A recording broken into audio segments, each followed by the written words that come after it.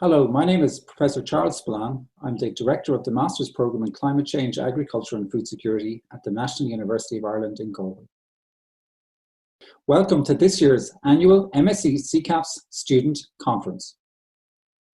The MScCCAFS program was established by NUI Galway in 2014 in partnership with the CCAFS program of the CGIAR. Each year, our students do a 6-month research project on a climate change, agriculture and food security topic, typically in the field with one of our research partners such as CCAFS or others. This year, all of our lives have been and continue to be impacted by the COVID-19 pandemic. In all countries, the pandemic is having a disproportionate impact on the poorest and most marginalized in our communities.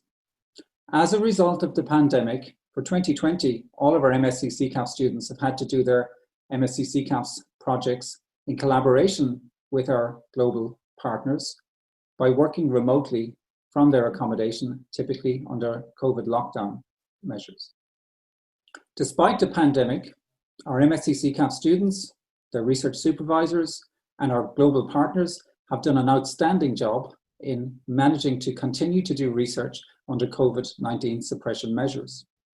In particular, our MScCCAFS students have displayed remarkable resilience and enthusiasm for climate change, agriculture and food security research by managing to conduct their research projects over the past 6 months. At today's annual MScCCAFS Student Conference, our students will present the research that they have been doing over the past months.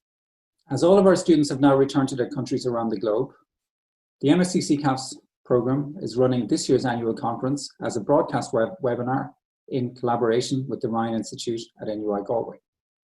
We would encourage the webinar participants to provide any guidance, comments, or suggestions you may have in relation to the presentations of the students using the chat facility in Zoom or YouTube, in whichever manner you're watching the conference. So we do hope that you enjoyed this year's MScCCAFS Annual Student Conference, and thank you very much for your participation. Hi, my name is Andrew Hanley. My NUI Galway MScCCAFS research project was on the topic of opportunities for leveraging climate-smart agriculture to contribute to food security and nutrition outcomes in Myanmar, and was done in collaboration with NUIG and IIRR. I am very grateful to both my NUIG and IIRR supervisors for their continued support throughout this process, and to IDRC for their financial support on this project.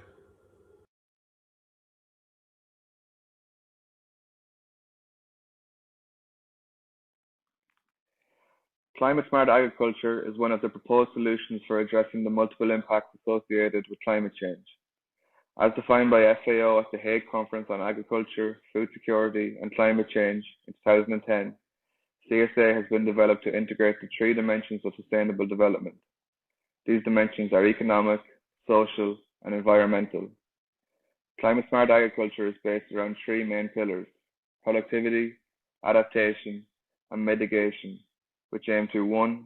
Sustainably increase agricultural productivity and incomes, 2. Adapting and building resilience to climate change, and finally, reducing and/or removing greenhouse gas emissions where possible. It is important to note that climate-smart agriculture is not one single magical agricultural technology or practice that can be implemented and universally applied to fix climate change, but rather a collection of site-specific solutions that have been designed with the 3 main pillars in mind. In the 4 climate-smart villages located across Myanmar, agroforestry, the introduction of small livestock, and home gardens were the most common CSA practices that were implemented. Agroforestry consists of the integration of trees and shrubs into crop and animal farming systems. It is designed to create a number of environmental, economic, and social benefits. For example, the trees help to bind the soil and improve nutrient quality, allowing for improved crop yield. Trees also provide protection and shelter for both crops and livestock, and depending on the species, fruits that are produced can be sold at markets to provide a new source of income for households. Introducing small livestock such as chickens, pigs, and goats also provides households with new sources of income and can improve food security and dietary diversity by producing eggs, milk, meat, and so on. Home gardens are also a great way of improving food security and dietary diversity, as households can produce their own fruit and vegetables and can also provide new sources of income, as any extra produce that is produced can be sold at markets. IIRR has helped to develop 4 climate-smart villages in Myanmar. Each village is located in a unique agroecological zone and faces its own specific challenges. Tangkumak CSV is located in Shan State and represented by the black diamond on the map. This village is considered to be located in an upland region at roughly 3,500 meters above sea level. The landscape is dominated by hills and has an average annual temperature of 27 degrees Celsius. This is lower than the national average. Hathipu is the second CSV located in Myanmar in the Mandalay region. This region is considered to be a dry zone with high annual temperatures and low levels of rainfall, less than 40 inches per year. This climate-smart village is represented by the blue diamond on the map. Masien is the third CSV in Myanmar. This CSV is located in the delta region of Arawadi, where temperatures and precipitation levels are high. This region is considered to be one of the most productive in Myanmar, but is also suffering the most from the impacts associated with climate change. The red diamond on the map highlights the location of Masien CSV. The fourth and final CSV in Myanmar is Sakta in Chin State. This is considered to be a hilly region and one of the least developed areas in Myanmar. The region experiences short, warm summers and cool, dry winters. The CSV is represented by the green diamond on the map. Food insecurity and poor dietary diversity leading to micronutrient deficiencies are common in Myanmar, and in some regions the situation is worsening due to conflict, poverty, and vulnerability to climate change. Findings from the Myanmar Micronutrient and Food Consumption Survey conducted in 2017 and 18 highlighted some of these worrying figures. 26% of children under the age of 5 are said to be nutritionally stunted. 7% of children under the age of 5 are classed as wasted, and nearly 20% of children in this age bracket are underweight. The figures for adults is equally as worrying, with almost 20% of men and 15% of women classed as underweight. It is important to note that these figures are national figures and not necessarily representative of the climate-smart villages themselves. My research was based around 2 key surveys: the Household Food Insecurity Access Scale (HIFAS) survey and the Household Dietary Diversity Score (HDDS) survey. A baseline survey was conducted in October 2018 before any CSA practices were implemented. 2 follow-up surveys were then carried out in May 2019 and December 2019, the results of which were used to determine if a given CSA practice that was implemented in the meantime had a significant impact or not. Both HIFAS and HDDS surveys are measured on a points-based system. Depending on the response to the question, a household is given a score. For the HIFAS survey, a score of 0 means a household is food secure. As the score increases, the household is said to be more food insecure. A score of 27 is the highest possible score and represents a household that is severely food insecure. For the HDDS survey, the worst score a household can achieve is 1. This means they only consume one food type and do not have a diverse diet. The best score possible is 12, meaning a household consumes 12 different food types and has a very diverse diet. Some examples of food types include vitamin A-rich fruits, vegetables, dairy, meat, and cereals such as rice. My job was to work through all this data and extract key trends or important figures. Firstly, all the data had to be organized by year, village, and household. Much of this work was carried out on Microsoft Excel. Once all the data was correctly organized, it was time to carry out some statistical analysis. This was done using JMP, and tests such as one-way ANOVAs were used to determine differences in HIFAS scores and HDDS between locations. We found that there was a negative correlation associated with the number of CSA interventions implemented and the food security scores. In households with no CSA interventions, 36% were considered food secure. In households with one CSA intervention, 25% were food secure, meaning there was an 11% drop in food security from households with no CSA to ones with just one CSA measure implemented. In households with 2 CSA practices, this figure continued to fall as only 17% were now considered food secure. These results were surprising, as we expected that as CSA practices were implemented, it would in fact help improve food security in households. The challenge now was to figure out what might be causing this decline in scores. One possible explanation is that CSA practices that were implemented, i.e. agroforestry, introduction of small livestock, and home gardens, have long gestation periods where it may take a number of years to see any benefits, as both the trees and livestock need to mature before they can become effective and profitable. We found that there was a slight positive correlation associated with the implementation of CSA practices and dietary diversity. In households with no CSA interventions, only 17% had a dietary diversity score of 8 or higher, meaning that the household consumed 8 or more different food types, which would be considered a diverse diet. In households with one CSA practice, this figure increased to 19%, scoring 8 or higher, and continued to increase to 25% in households with two CSA interventions. This increase may be attributed to CSA measures such as home gardens that provide households with the opportunity to grow new foods that they may have never eaten before.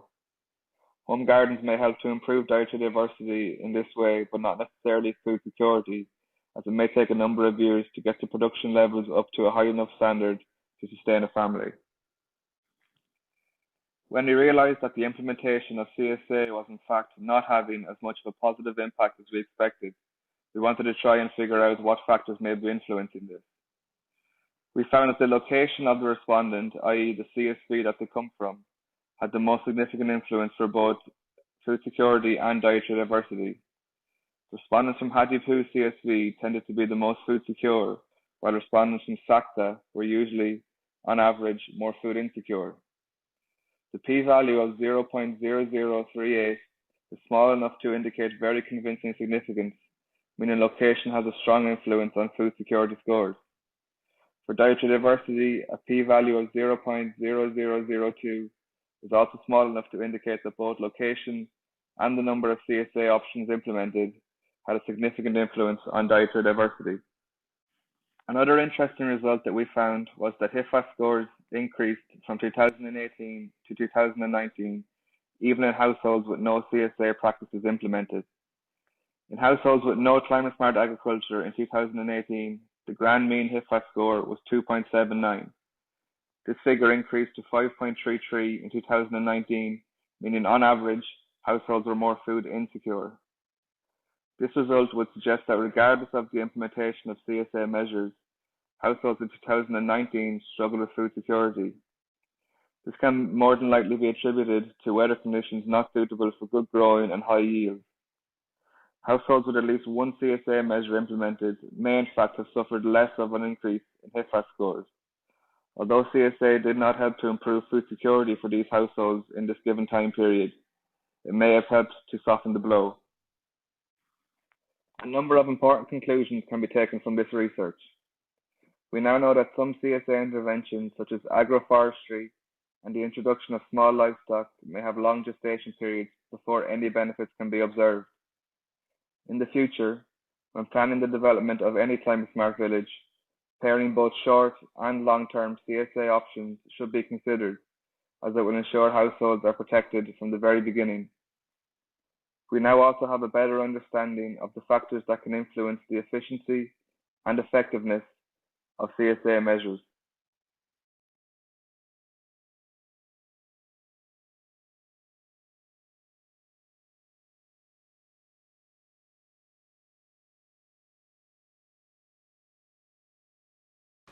Hello, I'm Bella. I'm from China. My AUI Galway MScCCAFS research project was on the topic of using digital methods to map the policy influence of climate change, agricultural, and food security programs, and was conducted in collaboration with CIAT Roma, Italy. I'm grateful to my supervisor from AUI Galway and CIAT Roma, Italy for guiding me through my project. As you can see, our topic is using digital methods to map the policy influence of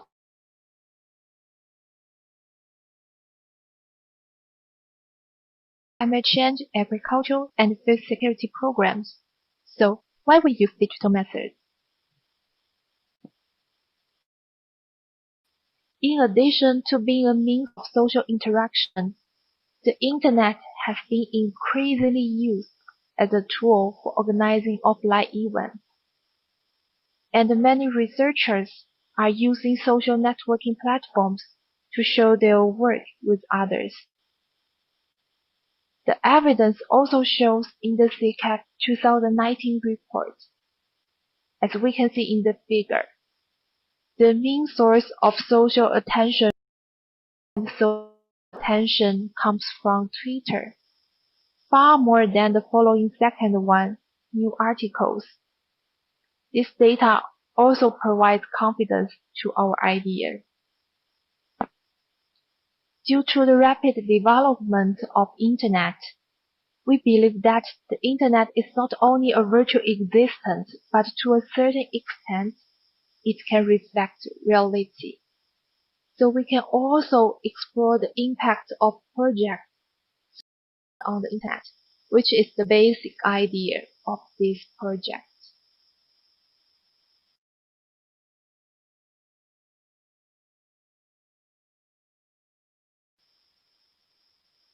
Through the descriptive analysis of the policies, we found that the number of relevant policies increased. Since 2018 and 2019 have policies that are still being implemented, but established in 2017. We removed this in the statistics. In other words, only policies that were implemented in that year were counted. So, as we can see in the picture, influenced by the CCAFS program, relevant policies formulated in 2018 have increased significantly compared to 2017. Although there was a slight decline of policies implemented in 2019, is still larger than the number of relevant policies implementations in 2017. This page shows countries that have formulated CCAFS-related policies from 2017 to 2019. The position of the circle represents its geographic location. The size of the circle represents the number of the policies.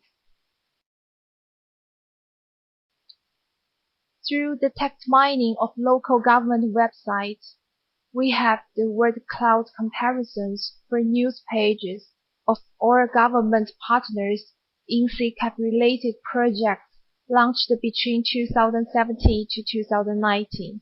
The word cloud comparisons shows an increase in the frequency of terms related to agriculture, environment, production, and food.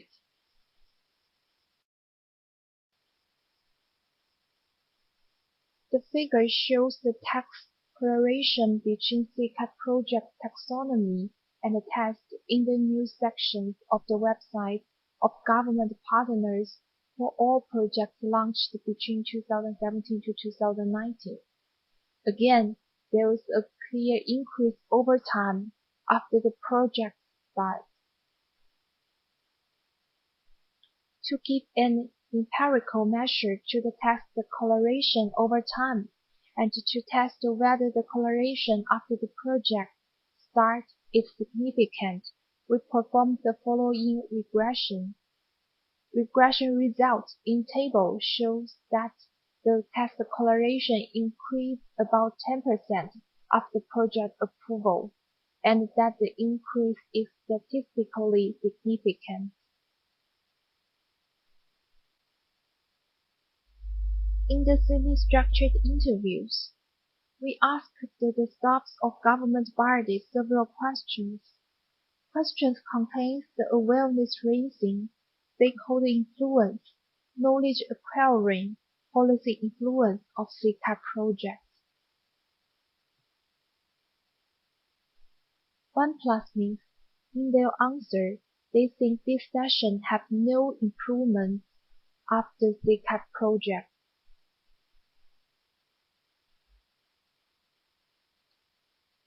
2+ means that they think this session can be enhanced, or this session is still ongoing. And 3 plus means that this session has been totally improved. So as we can see in the table, the result of semi-structured interviews is still positive.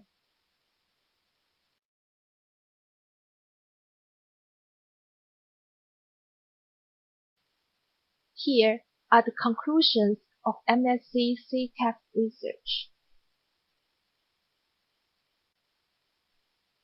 First, a more agricultural and climate-aware policy environment in many countries has been facilitated by CCAFS activities. The number of newly implemented CCAFS-related policies shown an overall growth trend from 2017 to 2019. Through the analysis of local government websites, more relevant words like agricultural products developed appeared on the government website that were not available before CCAFS project.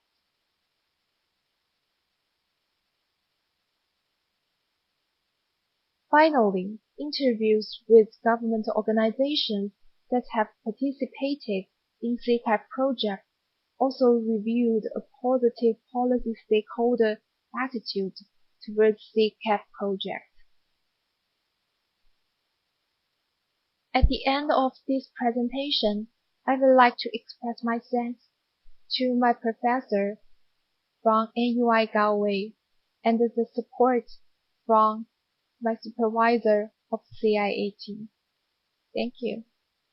My name is Craig Moore and I am from County Laois in Ireland.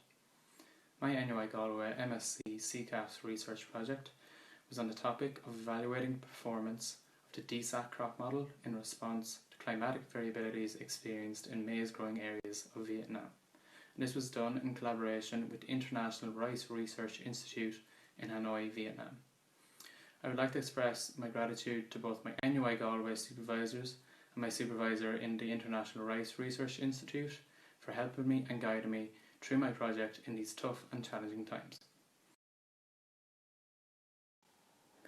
My name is Craig Moore and the title of my MScCCAFS research project was Evaluating the Performance of the DSAT crop model in response to climatic variability experienced in maize growing areas of Vietnam. And my host partner organisation was the IRRI, the International Rice Research Institute, which is based in Hanoi, Vietnam. In recent times, Vietnam has become particularly susceptible to the impacts of climate change and climate variability. This mainly stems from the fact that the country heavily relies on agriculture as a source of food and as a source of income. Both rising temperatures and decreasing rainfall levels are negatively affecting crop yields and threatening the food security of the nation. However, crop models can play a vital role in enabling food security for the future, as they can accurately predict how soil, weather, and crop management may impact the growth and yield of a particular crop. Decision makers can then use this information to quickly appraise new crops and practices for adoption. In this study, the Decision Support System for Agro-Technology Transfer, known as DSAT, is used to simulate the maize yields in two major maize growing areas of Vietnam, the northwest and central highland regions of the country. The simulated yields were compared with the observed yields for the period of 2001 to 2010 to evaluate the accuracy of the crop model in predicting maize yields in these regions. Over 70% of Vietnam's maize growing areas are rain-fed, and with rainfall levels depreciating and rainy seasons becoming shorter, drought poses a serious threat to the future of the country's maize industry. In order to run DSAT, there is a number of inputs about the study areas required. Weather data, which includes information on daily temperature averages, daily rainfall and solar radiation. Soil data includes the likes of upper and lower horizon depths, soil pH, nitrogen levels and cation exchange capacity. Crop management data contains information regarding planting date, fertilizer use, and the application of organic matter. In this study, the Serres maze model is used, which is embedded within the DSAT crop model.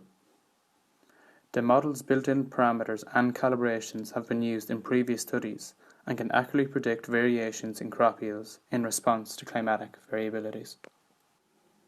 The two study areas chosen for this study were the northwest and the central highland regions of Vietnam. As can be seen on this map, the northwest region is the yellow region in the top left corner of the map, while the central highland region is the dark blue coloured region, situated in the lower half of Vietnam. And both are major maize growing areas within the nation. In the northwest region, the DSAT simulation performed very well. A good agreement could be seen between simulated and observed yields, with the exception of 2008, as can be observed in the chart below. It is widely considered that an average percentage error of under 15% shows that the model has performed well. For the northwest region, the average percentage error across the 10-year period stood at 5.3%, showing a very positive performance by the model. It showed an average overestimation of approximately 123.6 kgs per hectare. One exception can be seen in 2008, where the model saw an overestimation of around 940 kgs per hectare, and could be put down to the spike in rainfall levels that the region experienced that year. DSAT performed reasonably well for the Central Highlands region. While it did not perform as well as it did in the Northwest region, a relatively good agreement was seen between simulated and observed yields, with minor disparities. The average percentage error for the 10-year period was calculated as 8%, with an average overestimation of approximately 496 kilograms per hectare. The two high overestimations occurred in 2003 and 2004. While the average overestimation is higher than the Northwest region, the model still performed well and had a strong showing across this period. When the temperature and rainfall data was visualized for both regions, it showed two trends. The first was that temperatures for both regions showed an increasing trend across the 10-year period, with some minor anomalies. The second trend showed that rainfall levels decreased across the period for both regions, also with some minor anomalies. The major exceptions to the trends include the drop in temperature experienced in the Northwest region in 2008 and the spike in rainfall experienced in the Northwest in 2008 and the Central Highlands in 2009, with both anomalies being picked up by the model's predictions. Overall, the DSAT model performed very well in response to the climatic changes that were experienced in both regions, with an average overestimation for both regions standing at approximately 310 kg per hectare. With further calibrations and altering of the model's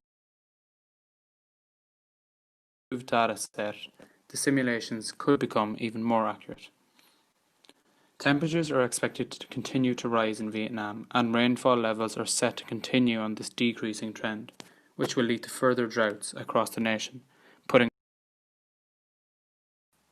However, this study has shown that the Serres maze model that is embedded in the DSAT model can accurately predict. Decision makers can use this information in making real-world decisions or recommendations in the future to improve the maize yield in the I would like to take this opportunity to thank my NUI Galway supervisors, Professor Charles Blan, Dr. Peter McKeown, and Dr. Galina Bershkova, and my IRRI supervisor, Dr. Sridhar Gumadi, for guiding me through this project. Without their help, this study. My name is Emer Monaghan and I'm from County Longford in the Midlands of Ireland. My NUI Galway MScCCAFS research project was on the topic of enabling conditions for Filipino farmers to or exit from coconut production. The research project was conducted in collaboration with the International Centre for Tropical Agriculture. I'm grateful to my supervisors, Professor Charles Spillane and Dr. Peter McKeown from NUI Galway, and to Dr. Tiffany Talsma from CEAT for guiding me through the project. To get started on our research, we first wanted to become familiar with the Philippine coconut industry as a whole, and we wanted to understand the operations at the different levels of the production chain. We also wanted to look at the situation of smallholder coconut farmers in order to understand what living conditions they're subject to and also what aspirations they may have. More specifically, we wanted to look at the factors that cause Filipino farmers to enter, thrive or stagnate or exit from coconut production. By understanding these different factors, level of understanding of the current situation in the Philippines, and then we hoped that by this we would be able to make recommendations as to what interventions could be used to improve livelihoods in the future. Our research was analysed against the hanging in, stepping up, stepping out framework in order to assess the current land livelihood nexus of Philippine coconut farmers. This then can help us to understand contribute to people's livelihoods. My research was done in conjunction with CEAT, or the International Centre for Tropical Agriculture, where I received support from their study on scaling cacao cocoa. Information that I got from my research process went to the development as well as the construction of a household questionnaire that CEAT was designing to target coconut farmers in the area. So the first step of the research process was to undertake a literature review in order to understand the basic operations in the coconut industry and to gain some background knowledge on the topic. The next step then was to formulate a questionnaire that could be used to interview different coconut industry experts from the different areas of the coconut supply chain. The interview process involved interviewing 10 different industry actors, each of which were provided with a series of 46 questions to respond to. When the interview process was complete, we could then begin the analysis component of the research in order to identify different trends that existed from our responses. From the data analysis, we could see that one of the main findings was that although smallholder coconut farmers are subject to a difficult standard of living, farmers still view coconut production positively and see coconut production as an important source of household income. We also saw that monocropping farmers are not reluctant to diversify their systems away from traditional practices, but in fact they view diversification positively and are aware of the benefits that can be achieved by diversifying their systems. Our questionnaire was composed of a series of questions, each of which could be ranked from 1 to 5, with 1 being strongly disagree and 5 being strongly agree. From the graph we can see that the majority of our respondents answered with a 4 or a 5, indicating that they strongly agree with the questions, and therefore showing that farmers view coconut production as an important source of household income, that crop diversification is common in the Philippines, and also that farmers are aware of the potential benefits of diversifying their systems. It was also noted that public institutions showed some interesting trends. 2 different public institutions were interviewed, and it would be expected that both of these institutions would have a similar level of understanding. However, from the graph we can see that this isn't always the case. As there were different occasions where their responses to the same questions varied dramatically. This suggests a lack of understanding between the 2 institutions, who are expected to provide information and support to farmers. As well as this, it appears that the same 2 public institutions are distanced from the other respondents. From the graph we can see that the 2 purple lines represent the public institutions, and for some of the answers they are definite outliers. This suggests that they don't have the same interpretations as the other respondents about the current situation in the coconut industry. Other findings from our research show that although there is variation in some areas of the questionnaire, there does tend to be a lot of agreement between respondents in other areas. For example, general system information. There was a lot of uniformity shown between responses from the different interviewees. Also, there appears to be a lack of understanding with field level operations. This is shown as our farmer respondents gave different responses to those who are operating in different levels of the production chain. It is also positive to note that respondents believe that there is a relatively equal level of empowerment between landowners and tenants. However, government intervention is needed to enable this diversification, as those in the questionnaire who are involved in diversification have been enabled by government intervention.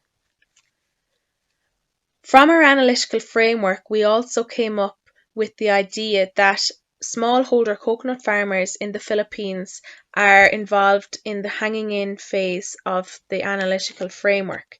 This means that they are engaging in the same activities and work with the same assets in order to maintain their livelihoods. After having completed the research process of my thesis and completing the interview process, it can be concluded that coconut farmers in the Philippines view coconut production positively.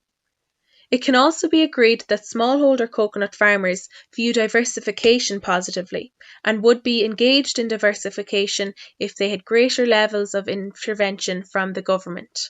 Government intervention would provide smallholder coconut farmers with inputs and resources needed to diversify their systems.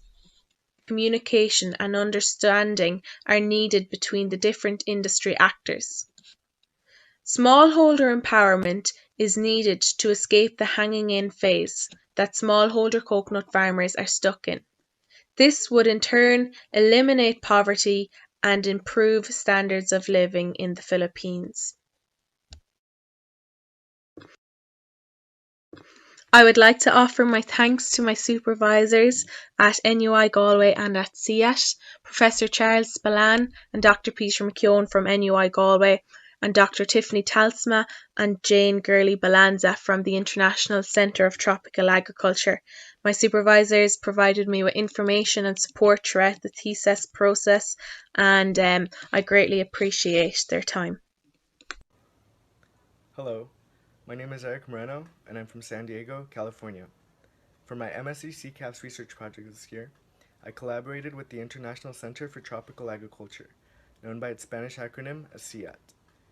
For my project, I researched the alignment between global food supply and global food intake to two dietary ideals in order to determine the role that diets may be playing in public health. I'm grateful to my supervisors from Galway, Charlie and Peter, as well as my supervisor at CEAT, Dr. Colin Corey, for their continued help and support throughout this whole process. I'm also grateful to Stephen Sotelo from CEAT for his technical support in order to visualize the results, and to last year's MScCCAFS student Anna Witten, whose work last year set the base for this project. Thank you. Hello again. For this presentation, I'll be discussing my research project titled Alignment Between Global Food Supply, Dietary Intake, and Ideal Diets, which I did in collaboration with CEAT. Globalization and economic transitions are leading to changing dietary patterns across the world, which are converging on what are known as Western diets. Now, Western diets are marked by a high intake of certain food groups, such as sugars, fats, meats, dairy, and certain grains, such as starchy vegetables and wheat, as well as highly processed foods. Western diets are associated with several non-communicable diseases, such as cardiovascular disease, diabetes, and certain types of cancers as well. All of this has led to diets now representing the highest group of risk factors to human health, and poor diet quality led to 11 million deaths in the year 2017. Because diets represent such an important factor in determining the quality of one's overall health, different organizations have created different dietary ideals which seek to better the health not just of people, but of the planet as well. There is no one universal ideal diet that will work for everyone across the globe. Diets are context specific and must take into account cultural, religious, or ethical reasons for following a certain type of diet. However, there are general principles for healthy diets, which should comprise of nutrient adequacy, dietary balance, and moderation. Ideal diets should also align with the goals of ensuring food security and nutrition for everyone. For my project, I focused on two dietary ideals, these being the dietary approaches to stop hypertension, also known as the DASH diet for short, and the Eat Lancet Planetary Health Plate, or the PHP diet for short. The PHP diet does take into account environmental impacts and sustainability of diets, whereas DASH just focuses on human health. In order to compare supply and intake data to the DASH and PHP ideal diets, I first had to download supply data from Faustat. So I downloaded the food balance sheets from the years 1961 to 2013. The intake data was sourced from both Global Burden of Disease and Global Dietary Database. The food groups between all these data sets are very distinct, so I had to harmonize them, and I was only able to compare certain select food groups, these being fruits, vegetables, meat, and sugars, as they were the ones that were most consistent across the different food groups. After this, I used reference values for the DASH and the PHP diets to compare supply and intake data with, and foods were categorized into two groups, Group A for healthier options and Group B for less healthy options. The dietary data was then visualized using Tableau in order to create graphs. The first finding for this project involved looking at the distance of food supply in each region for both the DASH and the PHP dietary ideals in the year 2013. The distance from dietary ideals was measured for different food groups in each region, and what I found were that less healthy foods were more likely to exceed reference values than the healthier options. Sugars were universally above reference values across all regions, and meats similarly were consistently above reference values with the exceptions of South Asia and Sub-Saharan Africa. Most regions, however, struggled to meet reference values for healthier options such as fruits and vegetables.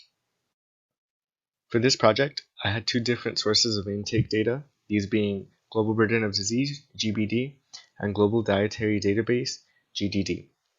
I looked at 4 food groups, these being fruits, vegetables, meat, and sugars, in a time series in order to determine what, if any, trends were rising in consumption data from the years 1990 to 2017 or 2015, depending on the data set. When I looked at fruits, I found that the intake was well below reference values across all regions for both data sets. In addition, it appears that the consumption of fruits has been rather stagnant from these years as well. When looking at the vegetable category, I found that intake fell below dietary reference values in all regions globally.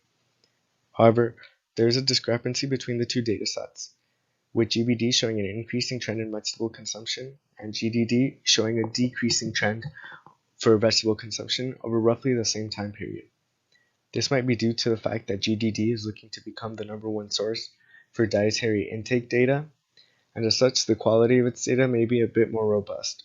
However, these findings are consistent with the supply data, which showed that regions are struggling to meet supply for healthier food options such as fruits and vegetables.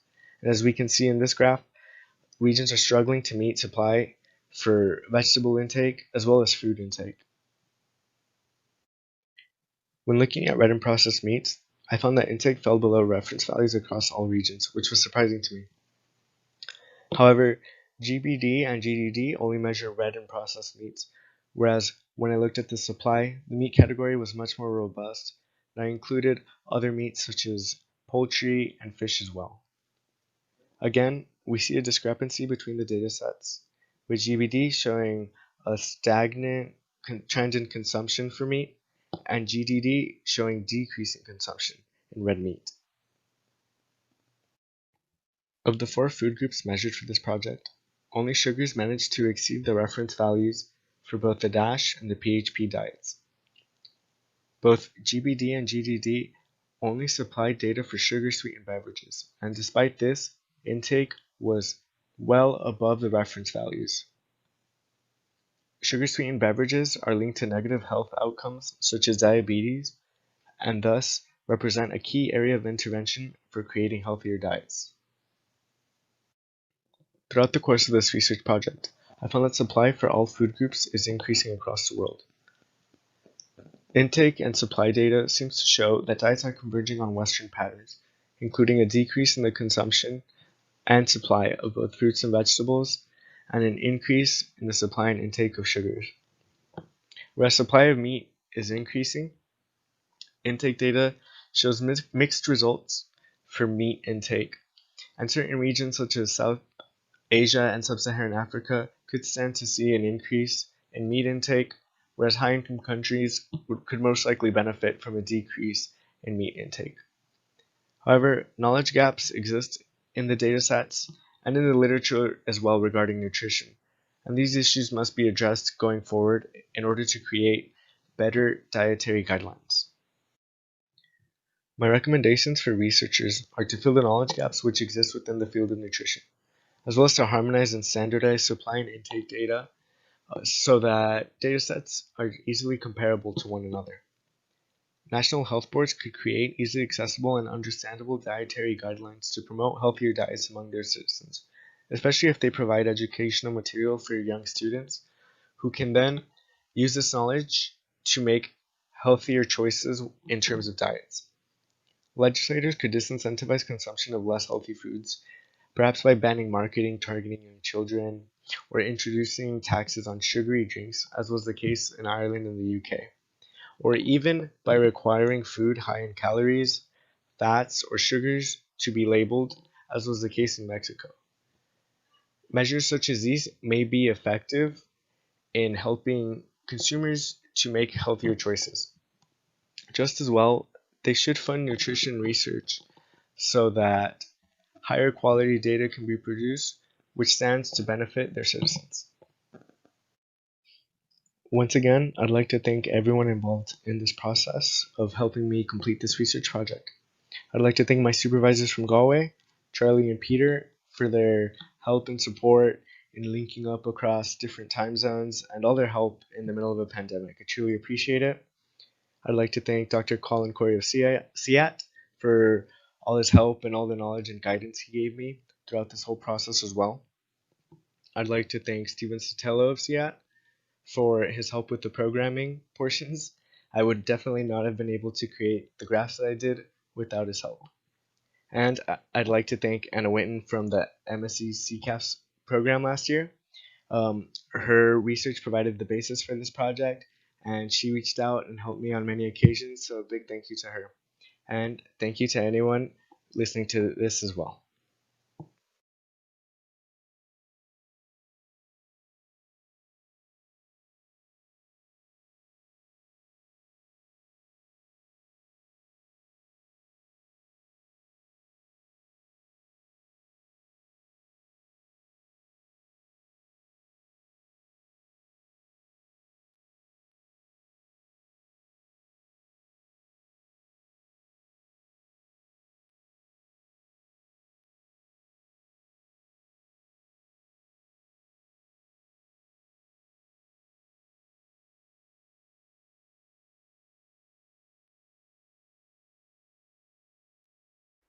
I'm Isabel McLaughlin and I'm from Galway, Ireland.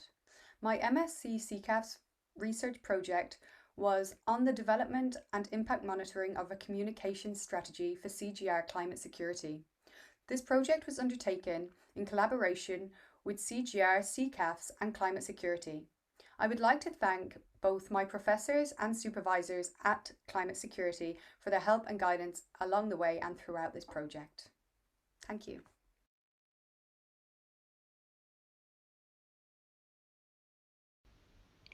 CGR Climate Security aims to address the impending security threats of climate change by showcasing the intricate feedback loops across political and socio-economic systems and the ways in which conflict dynamics can be influenced by climate-related factors in multiple ways.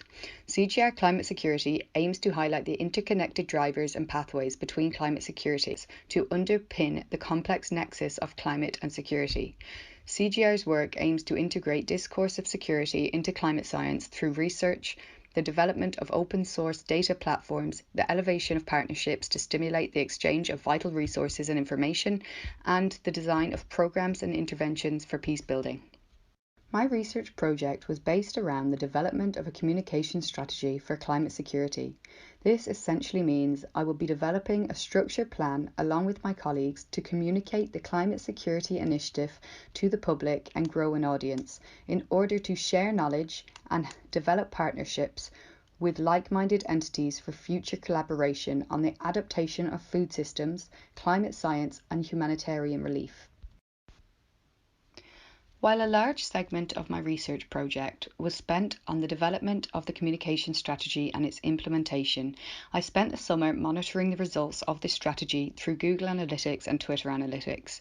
As the main goal of our strategy was to grow the base of the climate security project, I wanted to focus on the best solutions to drive users to the website, where they would find an open data source knowledge platform, the climate security blogs, and of course the webinars. We developed a social media campaign based over the Twitter, LinkedIn and Facebook accounts of CGR, CCAFS and CET. I could then use the analytics from Twitter and Google to make observations and conclusions about the effectiveness of the climate security communication strategy. As can be seen on the graph in Fig 2, there is a positive correlation between high engagement and high URL clicks per tweet across the 3 Twitter accounts. The analysis of the accounts show that it is important to focus on tweet engagement and tweet impressions, as these 2 factors are positively correlated with high URL clicks. Also shown on the slide is the relationship between the type of media and the engagement and URL clicks. The relationship was different across the 3 Twitter accounts.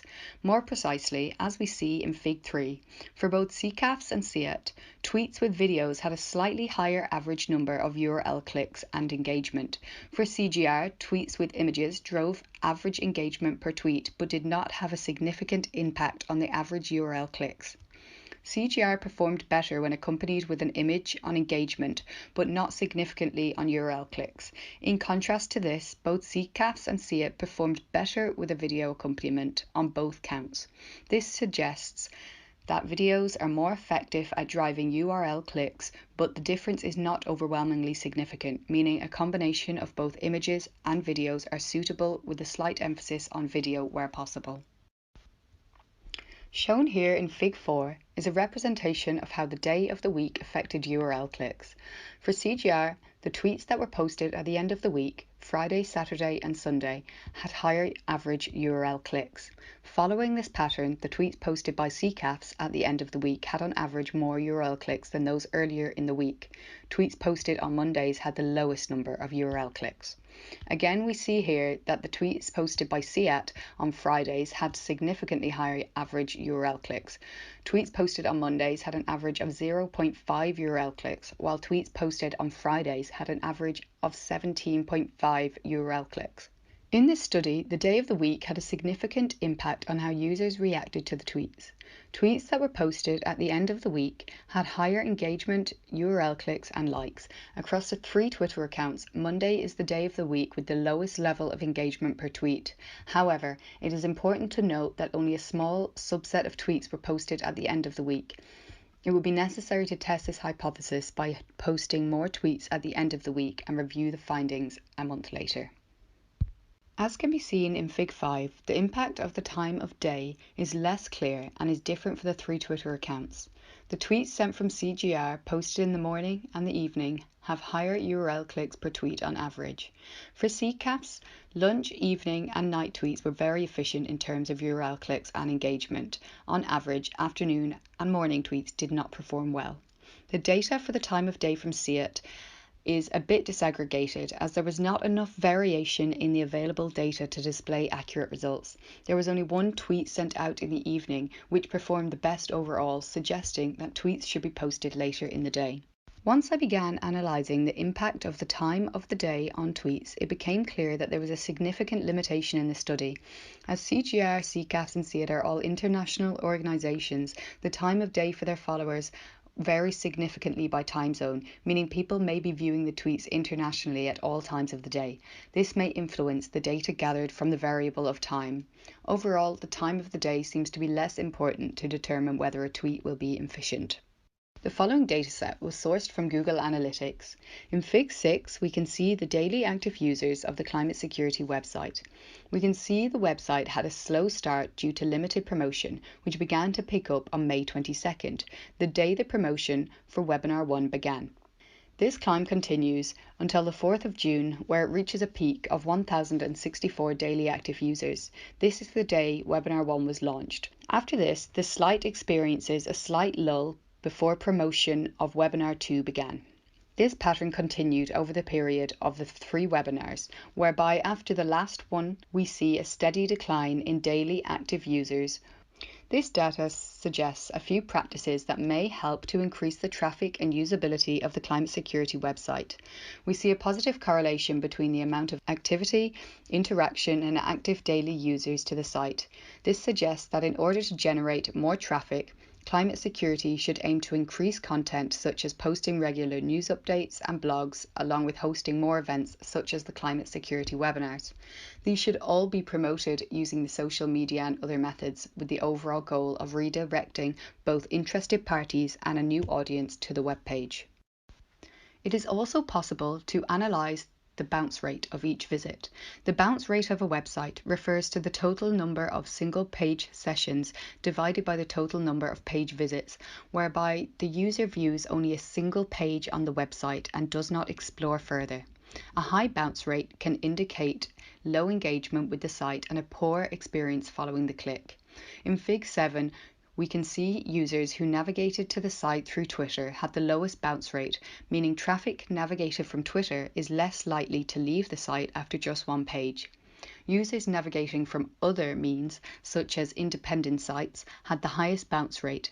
This indicates that Twitter posts are more targeted towards invested parties. As seen in Table 2, although Twitter generated the most overall site visits, it's only generated approximately 6 visits per post, averaging out at the same as visits from email promotion. We can see Facebook has the highest visits per post at 18, and LinkedIn shows it is also an effective tool for producing website traffic, averaging out at 14 site visits per post. This research project focused strongly on Twitter as a medium for promotion, which may have posed a limitation to the study. One reason for the large differentiation in visits per post between platforms could be that Twitter posts were reaching the same users repeatedly, driving the click rate down per post. This is something to consider for future studies, where it would be beneficial to focus on all 3 sites equally to see how the click rate alternates. Although the click rate is significantly higher for Facebook and LinkedIn, we see that the bounce rate for users redirected through Twitter is slightly lower than the aforementioned, indicating that Twitter posts are more targeted towards invested parties.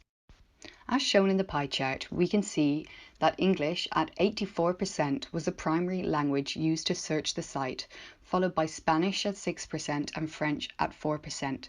Other search languages used were Italian, Dutch and Deutsch. The website had quite a large reach with visitors from 127 different countries. India leads with 12.48% of total users, followed by the US with 9.82%. The 3rd, 4th and 5th countries with the highest visitor rates were the Netherlands, Italy and Spanish, respectively. This correlates with the popular search engine languages, except for India, where it may be assumed users search primarily in English. This data shows us that there may be a need for high-quality translations, as the search engine language strongly correlates with the geographical location of users. Taking the Netherlands, for example, as the 3rd highest country for visitors, it may benefit Climate Security to increase the usability for this demographic through linguistic convenience. Linguistic preferences should be considered for the site that address different populations, as language can be an important factor for a web page as it can become a barrier for many and provide an unfriendly user experience. By developing and executing a communication strategy for CGR climate security, we were able to analyse data from a range of different sources. It can be argued that in this instance, the communication strategy was a success and effectively broadcast the CGR climate security initiative to an entirely new and expansive audience. Within a 2-month period, the Climate Security website had a grand total of 62,892 visits from 2,294 different users. These visits were largely directed through our social media campaigns across Twitter, Facebook, and LinkedIn. The Climate Security webinars played an important role in communicating the message of climate and its links to security within a combined audience of 16,496 views across all streaming platforms for the webinars. The data gathered throughout this study provides an important insight for future scientific communications initiatives in terms of effective methods for the production and distribution of communication materials. I would like to thank Professors Charles Splannan and Peter McKeown for their constant guidance throughout this project. The entire climate security team for their amazing work on bringing this project to life, with a special thanks to Peter Laderack, Nam Nguyen, Diego Osario, and Grazia Pachillo for their contribution to the work that made this project possible. Finally, I would like to thank the communications teams at CGR, CCAFS and CEAT for their cooperation and assistance along the way. Hello, my name is Peter McKeown and I am the coordinator of the MScCCAFS. We're very happy to have you today at this symposium. Over the last 5 years, MScCCAFS has welcomed 108 students from 23 different countries around the world, helping them to help agri-food systems make the climate transition. We're particularly happy to see the work of our current students who've done brilliantly under difficult circumstances, and we give thanks to their co-supervisors from partner organisations around the world, many of whom are connected to the global CCAFS research programme. We're also delighted to welcome our incoming class and look forward to welcoming you into NUI Galway and working with you to build your careers.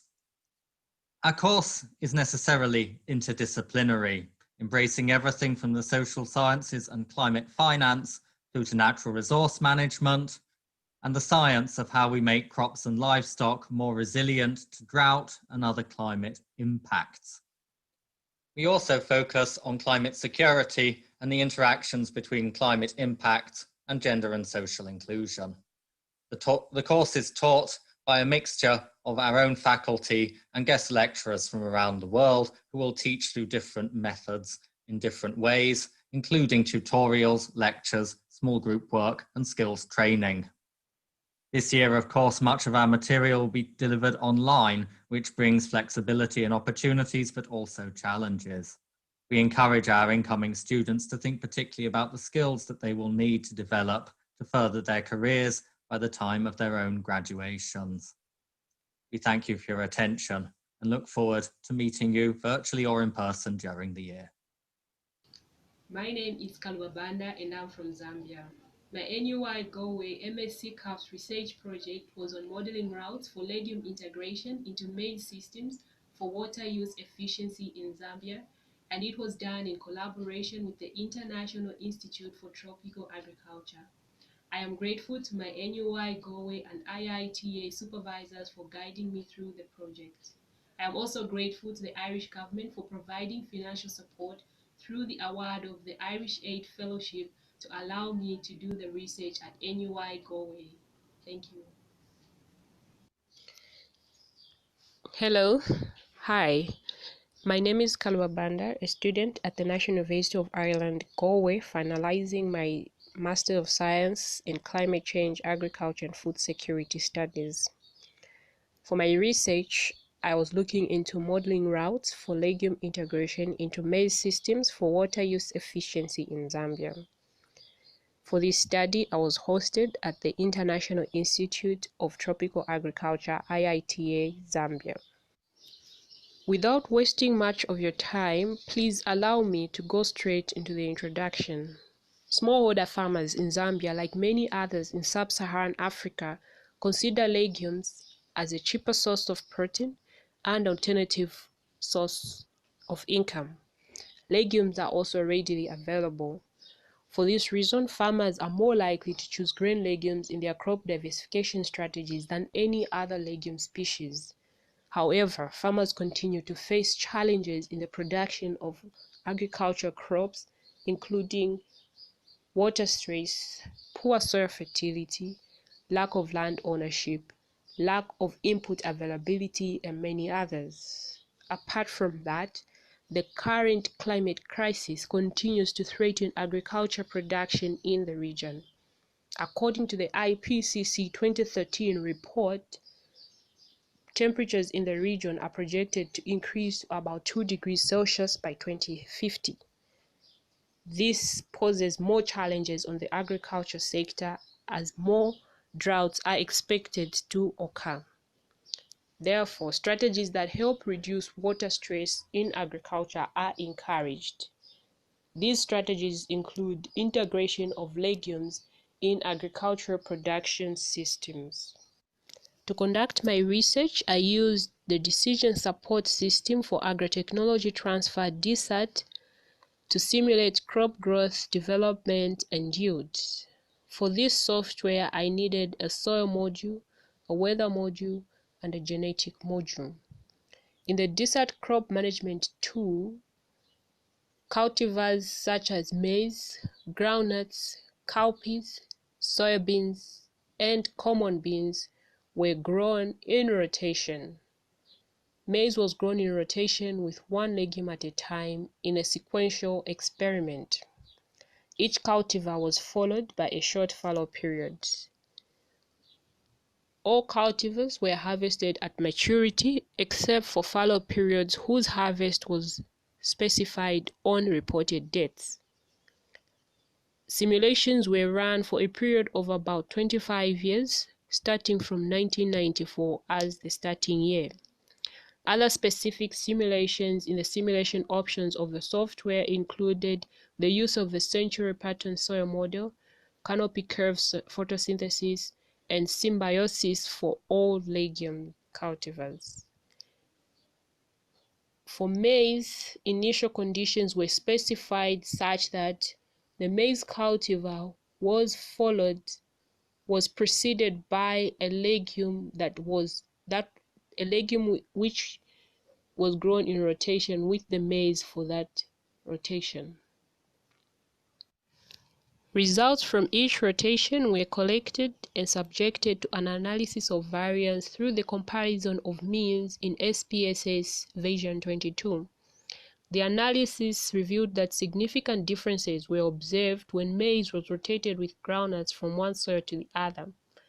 The maize groundnut rotation was seen to perform better in more soils than any of the legumes that maize was rotated with. The positive increase in the water use efficiency of maize when rotated with groundnuts can be linked to the yield increase of the cereal as well as the high biomass of the legume. In the maize-soybeans rotation, the water use efficiency of maize was highest in at least 3 soils. Rotations with soybeans had a comparative advantage which can be attributed to the genetic potential of the cultivar and its interaction with the soil. Soybeans is known to have a medium to long growth duration. The medium growth duration of soybeans meant that the cultivar had more time to put up more biomass, which in turn meant that when the biomass is incorporated in the soil at maize planting, it provided more soil cover, hence reducing soil evaporation and making more water readily available to the maize. Compared to groundnuts and soybeans rotation, the maize dry beans rotation was highest only on one soil type, namely Haplic Acrisol soils ZM051 of Agroecological Zone 3 of Zambia.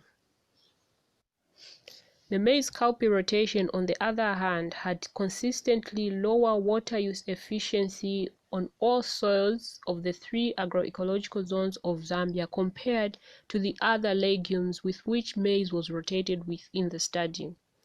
This can be linked to the low yields of cowpea as well as the very short growth duration of the legume. The short growth duration of the legume meant that cowpeas did not have enough time to put up more biomass.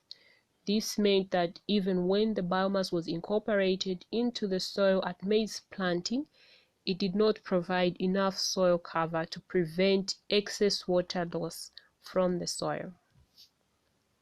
A comparison of means as analyzed in SPSS version 20 shows that the water use efficiency of maize changed significantly from one soil to the other when rotated with the different legumes.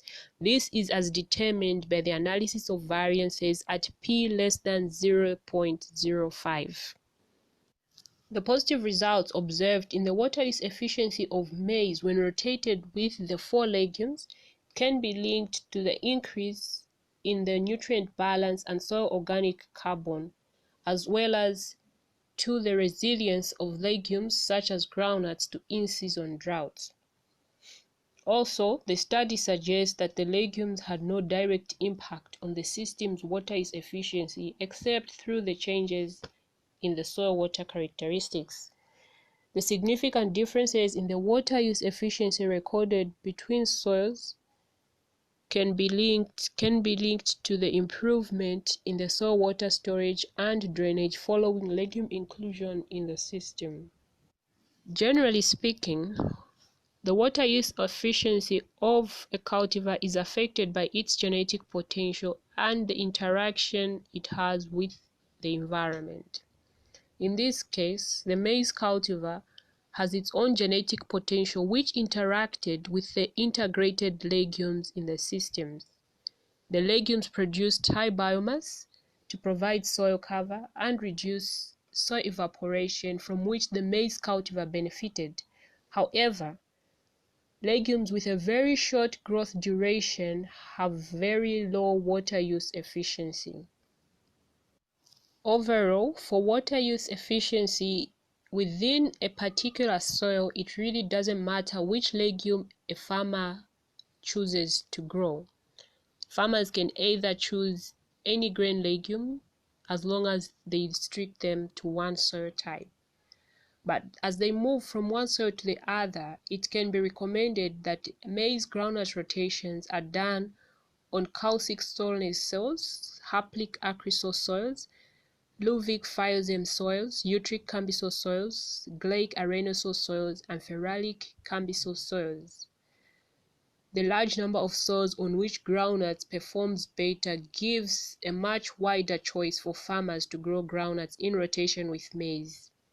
Rotations with soybeans can be recommended on at least 3 soils across all 3 agroecologic zones of Zambia. And these are the carbic podsol soils, haplic lixisol, and the haplic ferrasol soils. For common beans or dry beans, rotations can be recommended on haplic acrisol soils. No recommendations were made for cowpea as the cowpea was not seen to produce high water use efficiency on any of the soils higher than any of the legumes with which maize was rotated with. I wish to acknowledge that this research was made possible by the help and support of IITA supervisors Dr. David Chikoe, Dr. Arega, and specifically I wish to thank Dr. Sika of IITA Malawi for the technical support and skill on how to use the DSAT software. I also thank NUI Galway supervisors, Professor Charles Spillane and Dr. Peter McKeon for the insight they provided on the study. I thank also the Ministry of Agriculture, SINDA Zambia, for allowing me time away from work to conduct the research. I would like to give thanks to the Irish government for providing me with the financial assistance through the award of the Irish Aid Fellowship, which enabled me to do the study at the named university. I thank also my friends and colleagues in various districts of the Ministry of Agriculture of Zambia for information relevant to the research. Lastly, but not the least, I want to thank my friends and family for the support during my studies. Thank you very much for your attention and for listening. Hello everyone, my name is Kemilembe Barongo and I am from Tanzania, East Africa. My NIG MScCCAFS research topic was on the quality assurance and environmental footprint of bio-fortified crop for improved health and nutrition in Tanzania, and was conducted in collaboration with Global Alliance for Improved Health Gain. Specifically, I was dealing with high iron beans and provitamin A or PVA maize. I am grateful to my supervisors from NIG, Professor Charles Pillen, Dr. Peter and Dr. David Style, and GAIN staff, Valerie, Obey, and Enoch, for guiding me through my project. All this could not have been possible without financial support that I received from Irish Aid that allow me to do the MScCCAFS program at NIG. I am also grateful to my husband and children and friends and family members. I'm inviting you all to go with me through this presentation to understand better what I was doing. Thank you. My name is Kemelembe Barongo. Welcome to my MScCCAFS research presentation on the quality assurance and environmental footprints of bio-fortified crops for improved health and nutrition in Tanzania. Why do we need bio-fortified crops? Bio-fortified crops are increasingly gaining relevance in addressing micronutrient deficiency levels, mostly in developing countries. Micronutrient deficiency is widespread, affecting more than 2 billion people worldwide. Micronutrients are vitamins and minerals which are needed by the body in small quantities but are essential for good nutrition, productivity, proper growth, and development. They cannot be synthesized in the human body, instead being delivered through diet. Inadequate intake can have a substantial negative health impact, leading to lifelong consequences, sometimes resulting in death. Micronutrient deficiency affect all gender and age and certain risky groups.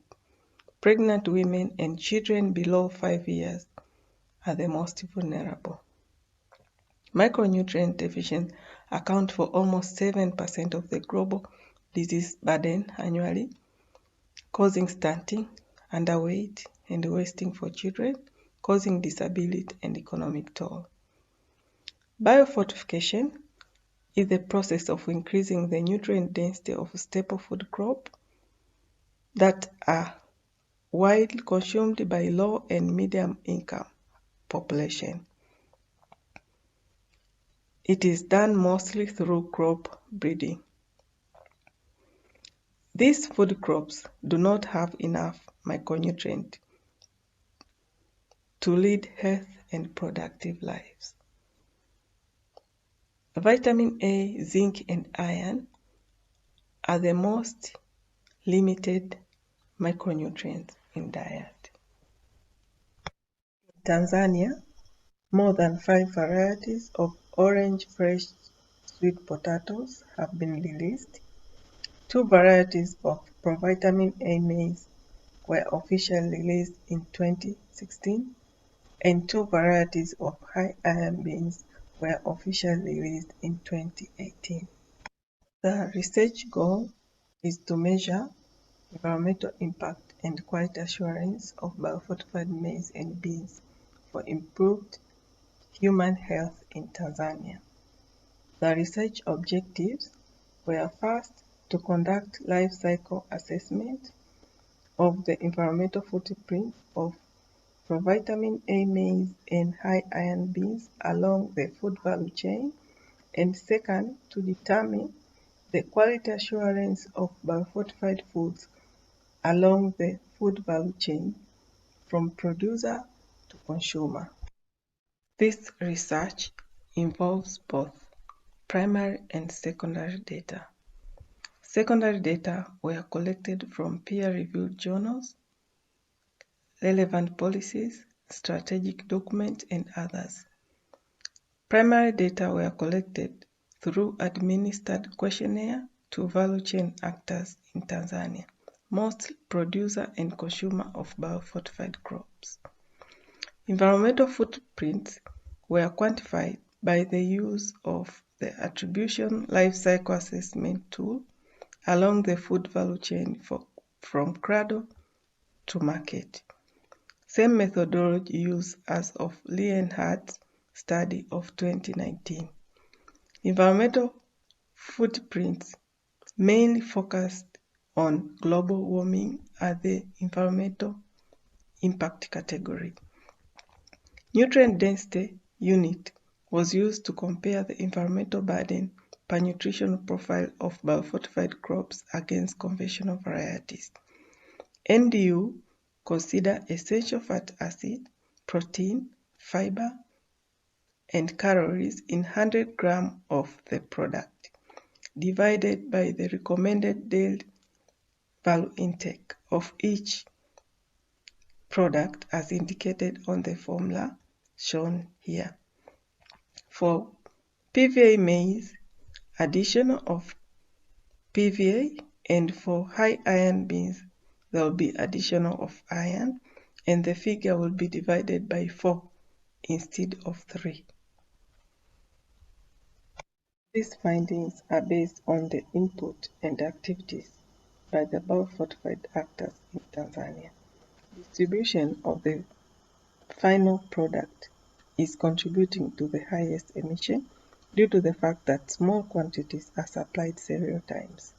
Transport is the second leading activity, contributing to high emission due to the fact that there is a huge distance between production and processing unit, up to 957 kilometers, and yet, due to low demand of bio-fortified crops, less quantities are transported several times. The use of nitrogen fertilizers is also contributing to high emission on nitrous oxide that has high global warming potential, contributing to high environmental burden. Milling of maize is also contributing to a significant environmental burden. Generally, cultivation is contributing to the highest environmental burden as compared to other maize and beans value chain activities. The production of 1 ton of maize flour and 1 ton of beans grains is contributing to this amount of greenhouse gases in carbon dioxide equivalents. Environmental footprints per NDU are calculated by first converting the environmental burden in slide 7 above to 100 grams of carbon dioxide equivalent, and then dividing that by NDU per 100 gram serving for both PVA maize and conventional maize, as well as high iron beans and conventional beans. Bio-fortified maize and beans provide significant smaller environmental footprint than conventional varieties by 18.6% and 20%, while providing higher nutrients of 19% and 21% respectively. Bio-fortification requires quality assurance at all stages along the food value chain. Bio-fortified crops need appropriate registration, standard, code of practice, guidelines to ensure the nutritional impact on the intended population. Quality control is critical to ensure that micronutrient content are within target level to improve human health. certification and quality assurance system improvement, awareness raising on post-harvest handling practice should be increased to farmers and consumers. And last, good policies and regulations to ensure significant population receive bio-fortified varieties to achieve SDG 2 and SDG 3. Thank you all.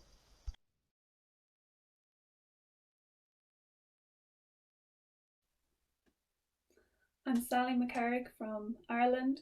My NUIG Galway Masters in Climate Change, Agriculture and Food Security research project examined the gender dimensions in Myanmar's climate smart villages and was carried out in conjunction with the International Institute.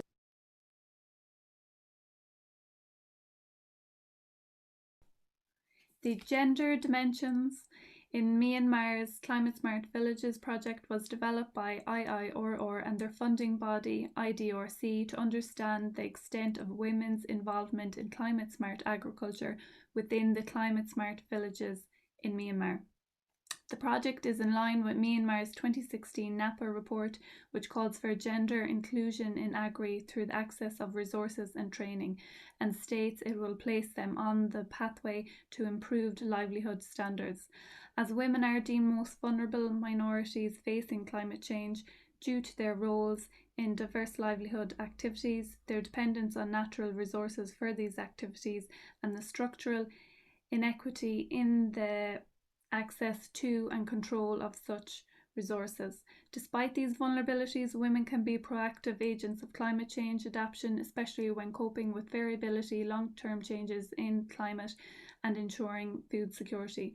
Previous research by FAO estimates that equal access to productive resources between male and female farmers could increase agri output in developing countries by 2.5 to 4%. However, women farmers need to break gender barriers set in place by society and increase their empowerment to allow for this increased productivity.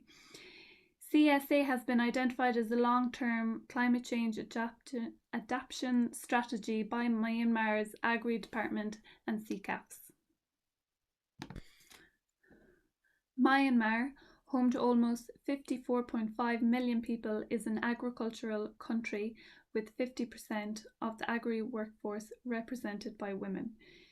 Yet their contribution to society and climate change adaptation is systematically overlooked and their voices underrepresented.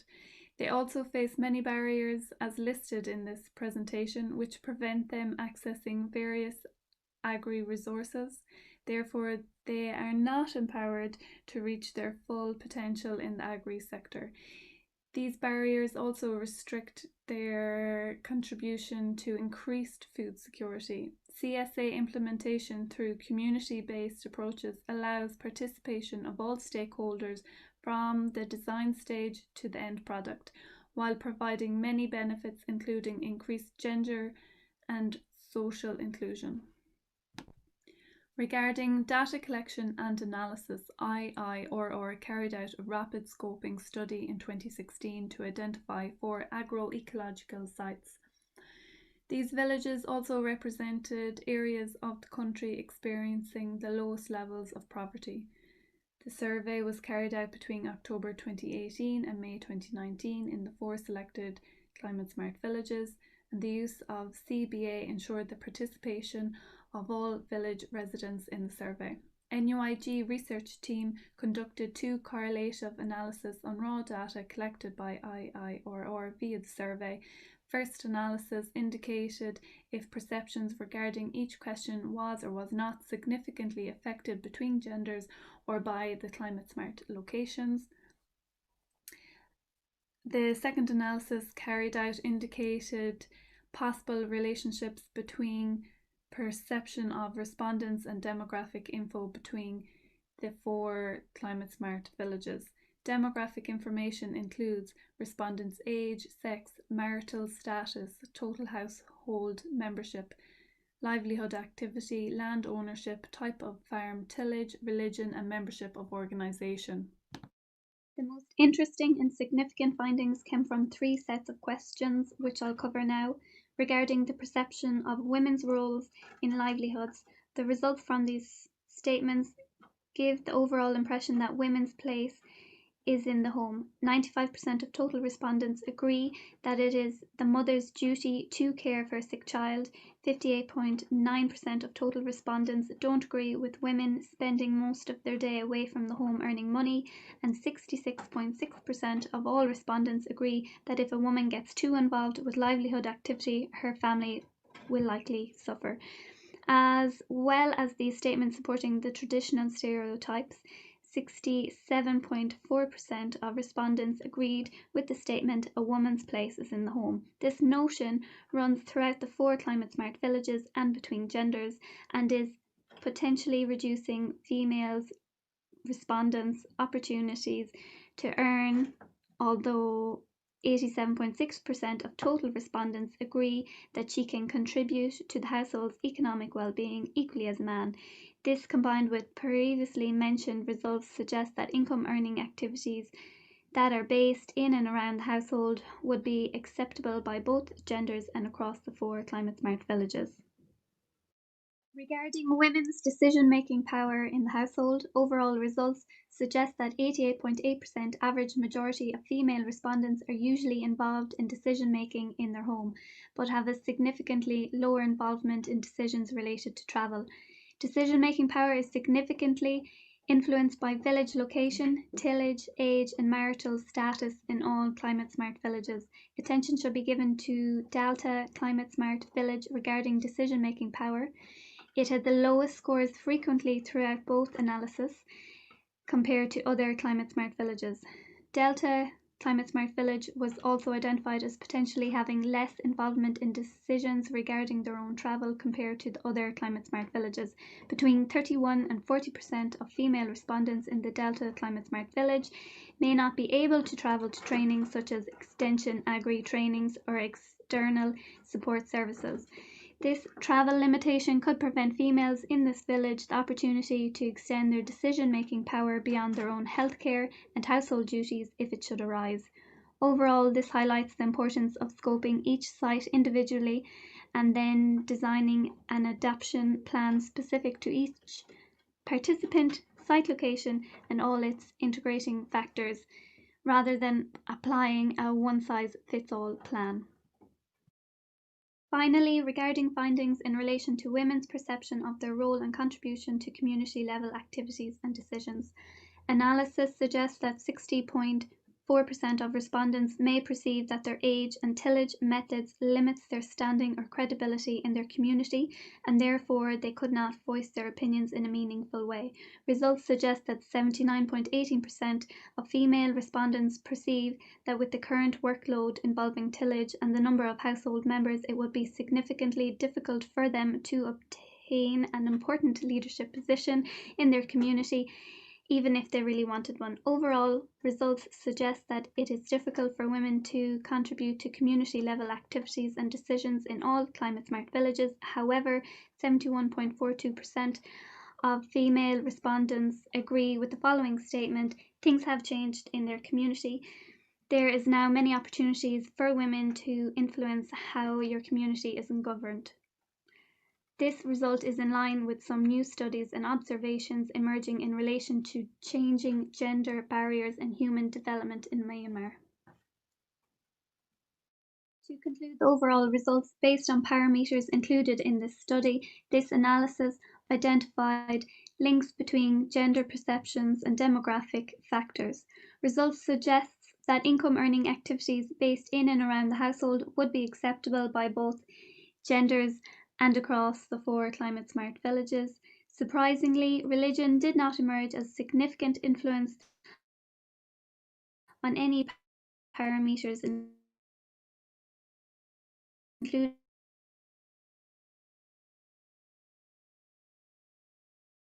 considering Myanmar's diverse range of 100 groups involved in each site, such as social, cultural, and economic factors, as well as emphasizing the importance of scoping each site individually to ensure no one is left behind. Overall, the results suggest that the traditional stereotypes associated with women are still firmly embedded in society, and gender empowerment remains significantly low, but change has been observed by respondents.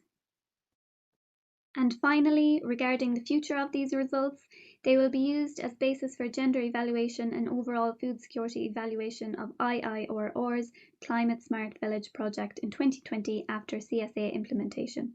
It will help identify if CSA has impacted gender empowerment in a positive or negative manner, and may also identify areas of CSA such as design, implementation, etc., which may require further adaptation in future CSA projects focused on gender empowerment. These results can also be used when developing a metric for gender empowerment, which would help identify the most significant influencing factors of gender empowerment and could be implemented at design stage of CSA, potentially increasing the suitability of CSA for farmer and site-specific requirements at an earlier stage.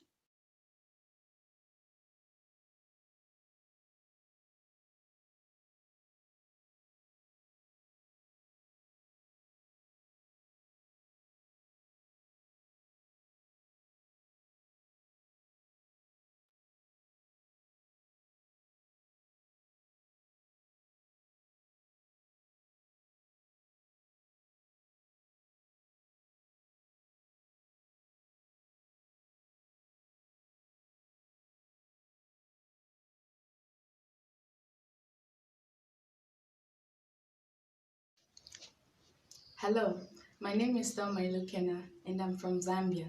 For my MScCCAFS research project, I was looking at the impacts of COVID-19 on food system components in Zambia. I would like to express my gratitude to my NUI Gowe supervisors, Professor Charles Bylen, Dr. Peter McCune, and Dr. Una Marie for guiding me throughout the research. I would like to extend the same gratitude to my supervisors from the Indaba Agricultural Policy Research Institute, Dr. Hambulu Ngoma and Dr. Anthony Chapoto.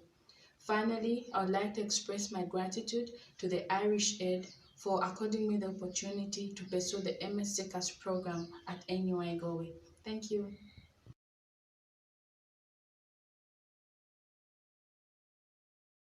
So what is a food system?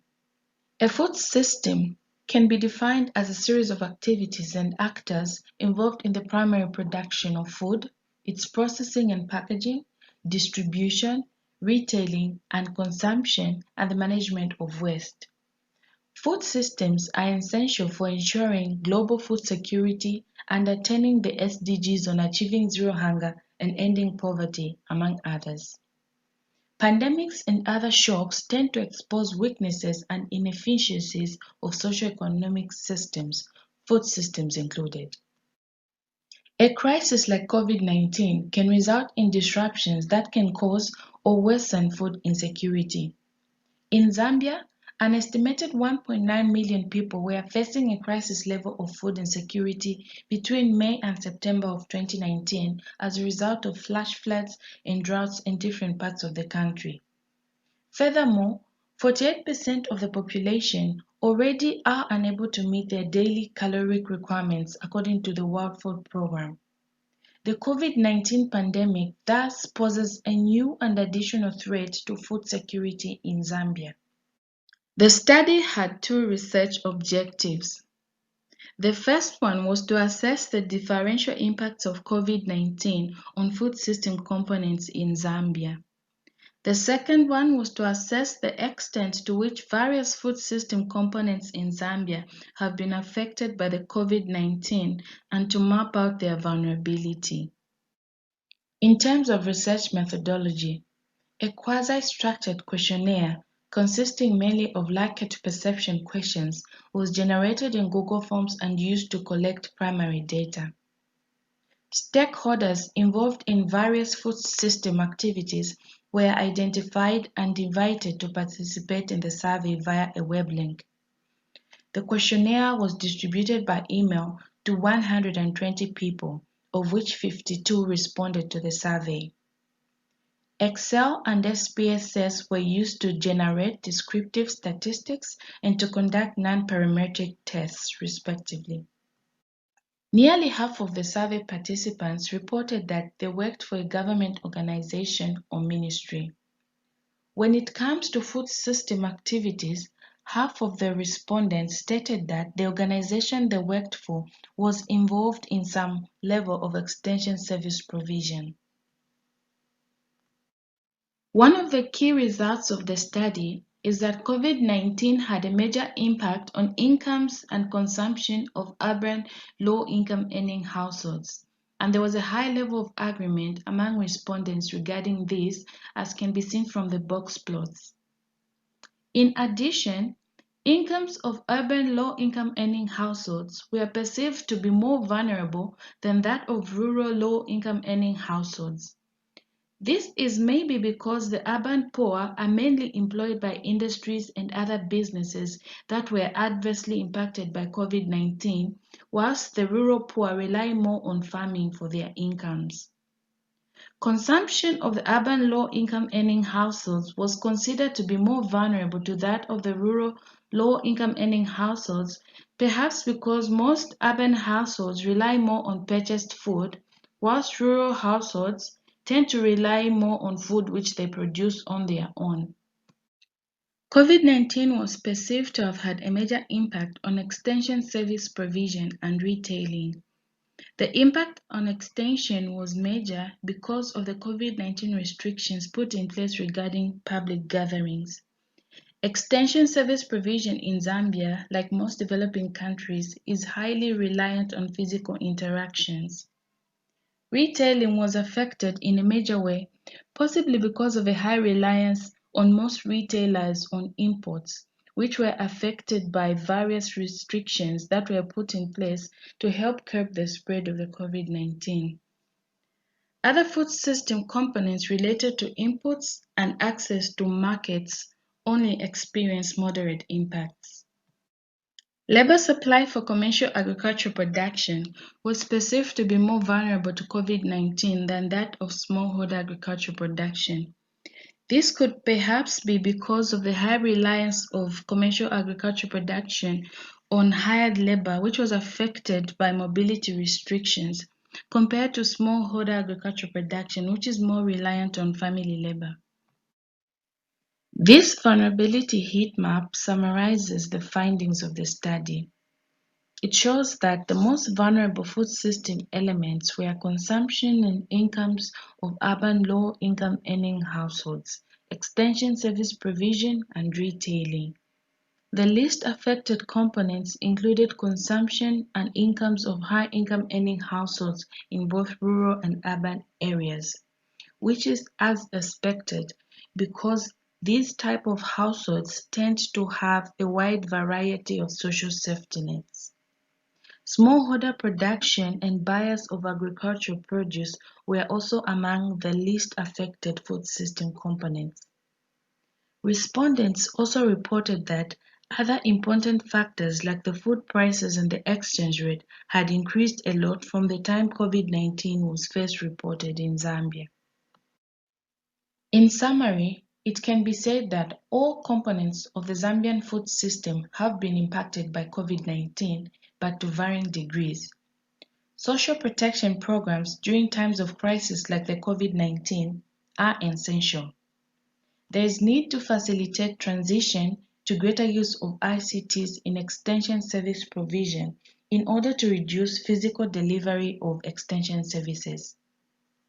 Maintaining some level of self-sufficiency in the production and processing of staple food products could ensure food system resilience and lessen the impact on retailing in the event of a similar crisis arising in the future. I would once again like to express my most sincere gratitude to my NUI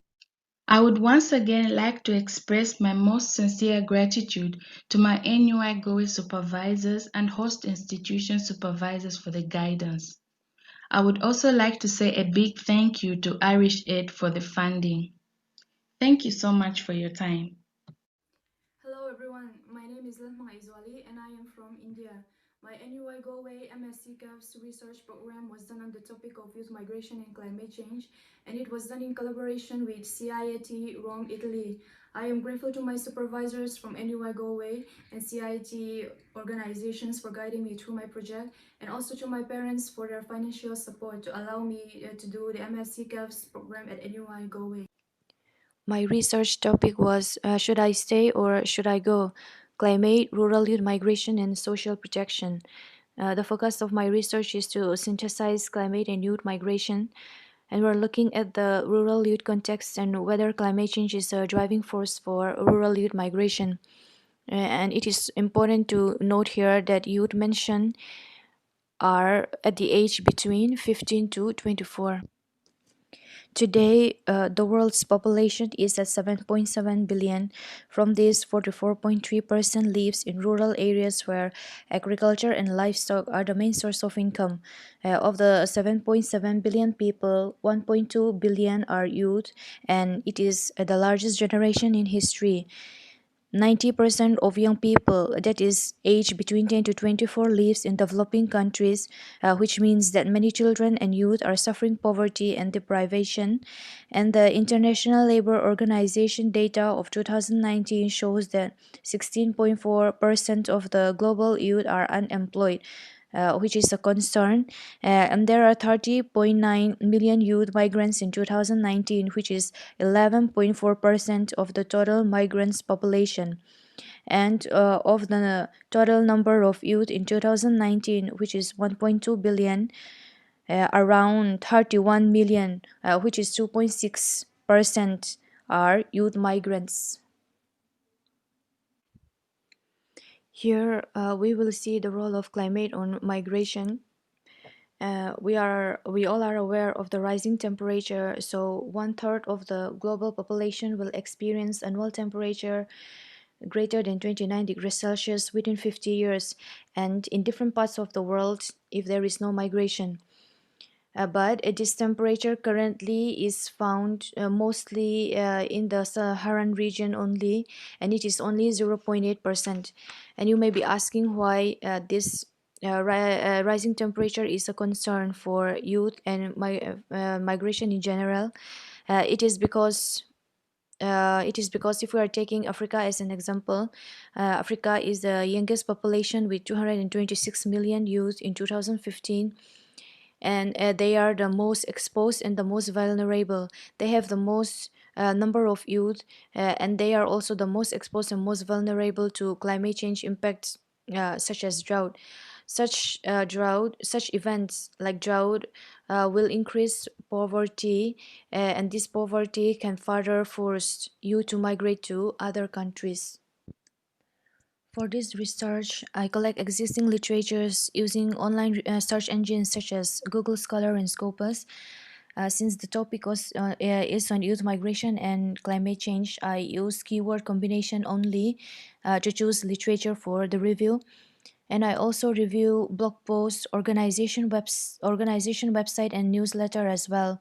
And spatial data analysis is also used to generate heat maps and to track down migration pattern.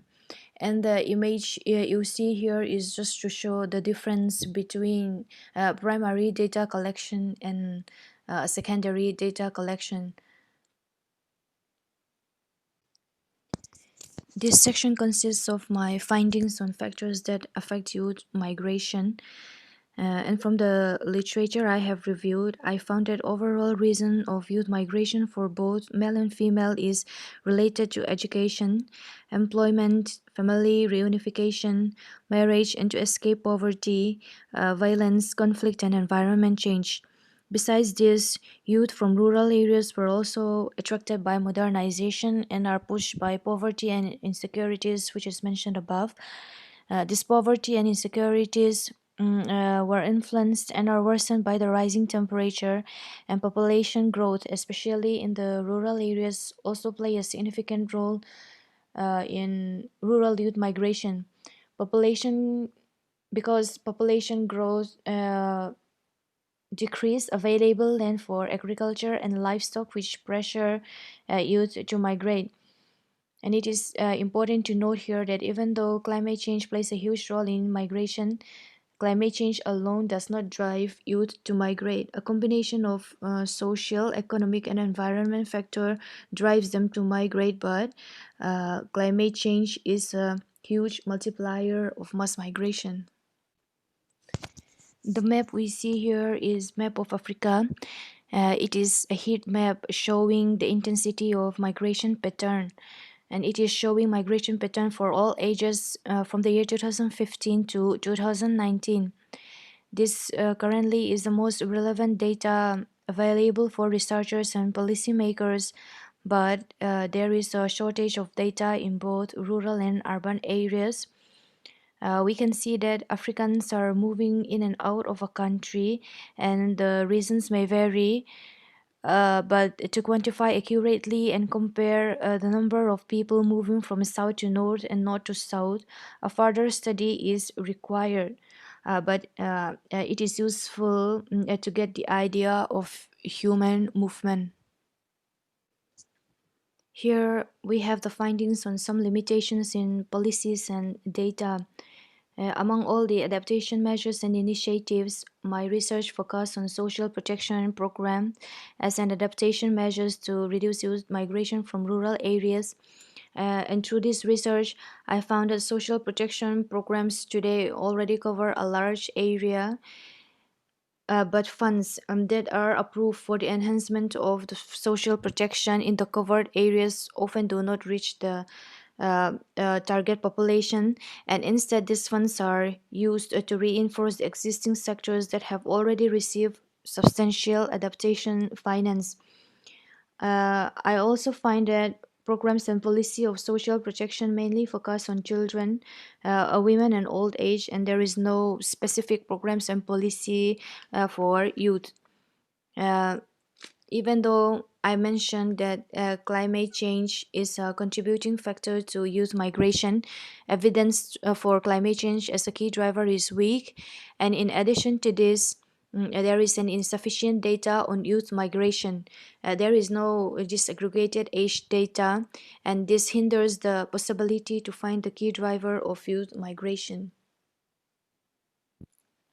Here we have the same Africa map, but this map is showing the relationship between rainfall variability and migration flows.